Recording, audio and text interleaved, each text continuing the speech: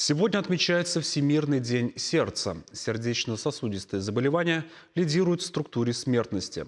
Врачи считают, что 80% инфарктов и инсультов можно предотвратить, если вести здоровый образ жизни и регулярно проверять здоровье. Сегодня сотрудники научно-производственного комплекса «Элара» прошли массовый медосмотр прямо на работе. Рассказывает Татьяна Иванова. В здравпункте предприятия с утра многолюдно. В рамках акции «Оберегая сердца» врачи предложили всем желающим проверить здоровье. Сначала измерение роста и веса, подсчет индекса массы тела, затем оценка артериального давления, пульс, оксиметрия, степень насыщения крови кислородом, затем анализ на холестерин и глюкозу. Этот экспресс-осмотр за считанные минуты позволяет оценить риск возникновения болезней сердца и сосудов и даже выявить отклонения в здоровье. Очень удачно то, что можно пройти такое медобследование на рабочем месте, практически без отрыва от производства.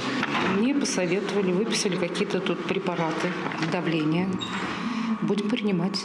Повышенное давление человек зачастую никак не ощущает. И с годами сосуды изнашиваются до такой степени, что может развиться инсульт или инфаркт. Поэтому каждый должен знать свою степень риска и стараться вести здоровый образ жизни. Данная профилактическая акция, она направлена на то, чтобы повысить мотивацию людей на ведение здорового образа жизни, повышение информированности населения в профилактике заболеваний сердечно-сосудистой системы. Здравпункт на предприятии работает ежедневно. Здесь есть возможность и проводить массовые акции, и получить консультацию, если появилось недомогание. Работники предприятия имеют возможность обратиться в здравпункт с пожеланиями увидеть тех или иных специалистов.